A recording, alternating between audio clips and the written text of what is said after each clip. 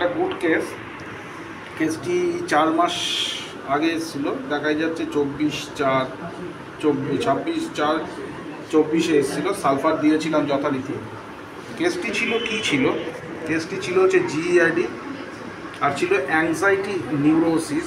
বড় বড় ঢেকুর উঠতো, বারবার হসপিটালে যেত, অনেক কাণ্ড কারখানা, সারা শরীরে অ্যালার্জি হতো। তো পেশেন্টটার থেকে সেদিন আমি পেয়েছিলাম, আর গলব্লাডারে পলিপ ছিল, tendency to take cold neurofibroma, hemangioma লিভারে ছিল অন লিভার, হেমানজিওমা লিভারে ছিল। তারপর সেটা সেরে গেছে। সেটা আগের বার নিয়ে 3 বার আসছে। হেমানজিওমা নিয়ে ফার্স্ট এসেছিল, তারপর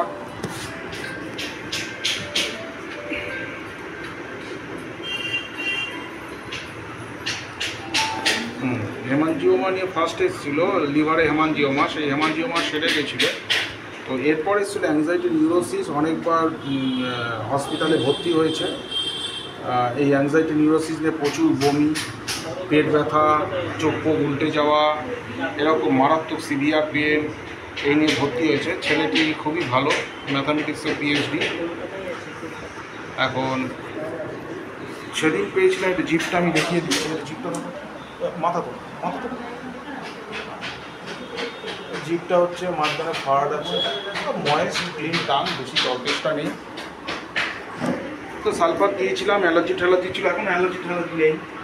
আর 80% ঠিক হয়ে গেছে বলছে সব কিছুই, আর একটু বাকি আছে। এর জন্য সালফারের ফলো আপ আমি ফসফরাস দিলাম, ফসফরাস 0/1, 0/2, 0/3 একইভাবে খেতে বললাম প্রতিদিন সকালবেলা, আর নর্মাল ডায়েট দিয়েছি।